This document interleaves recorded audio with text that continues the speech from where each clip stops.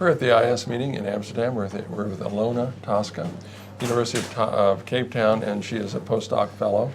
And you are a Cipher Grant awardee, and we would like to know about the work. Let's first talk about what got you into the field and got you excited about doing the work you're doing. Thank you. That's a good question. I kind of grew up wanting to be a doctor and then realized after shadowing a doctor and doing some more social science work that I really liked working with people and not necessarily within the health system.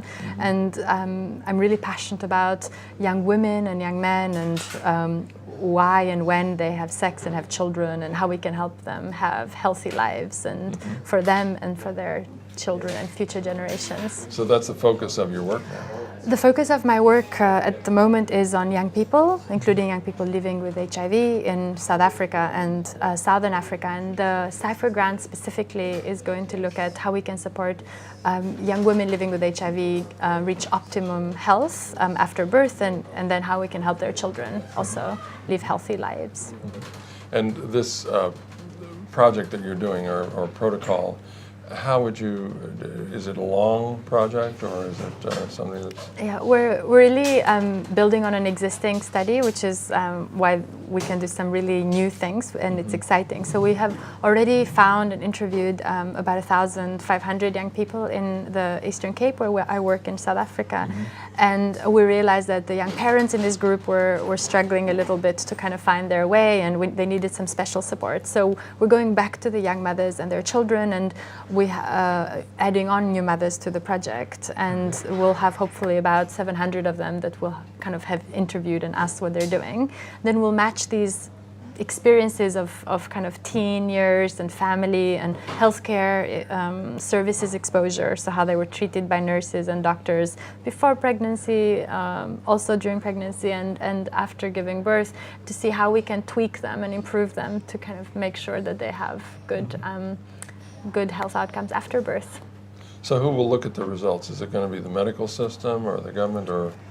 The Cipher Grant work specifically is going to try and link kind of the social science of it, like the experiences and their lives and kind of beyond the clinic with more clinic outcomes, so connect the data together in sort of a new way. Social scientists and medical people often don't talk to each other, so I'm really grateful to work in a team that encourages that. So then we'll take the findings and they may have implications for specifically for clinic services and how we can improve them. For example, do we want support groups for young mothers specifically, or do we want to make them integrated with other mothers so they can learn from? Is it better to have separate days for young mothers or not? Is there something about when and how they start treatment and that we can change? So that will be the clinic-specific, health service-specific improvements. Right, so this will all inform the changes. We're hoping, yeah. And there may be things that are happening outside the clinic that are also really pivotal to how they access that, and we'll hopefully identify some of those as well.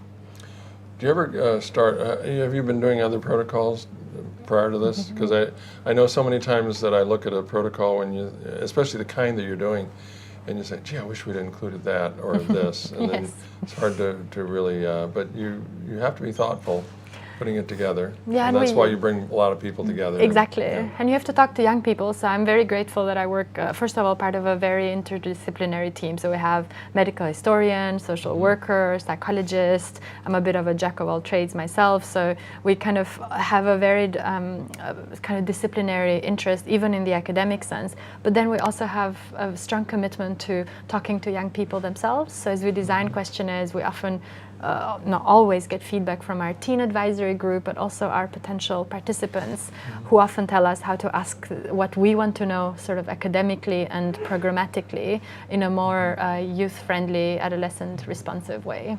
Well, it sounds great. I'm really appreciative of you Thank taking you. the time to come with us and discuss this. And thank you I look forward to seeing some results. Yes, hopefully in the next couple of years or sooner. Look me up. I will do. Thank you. Thank you very much. Lovely too.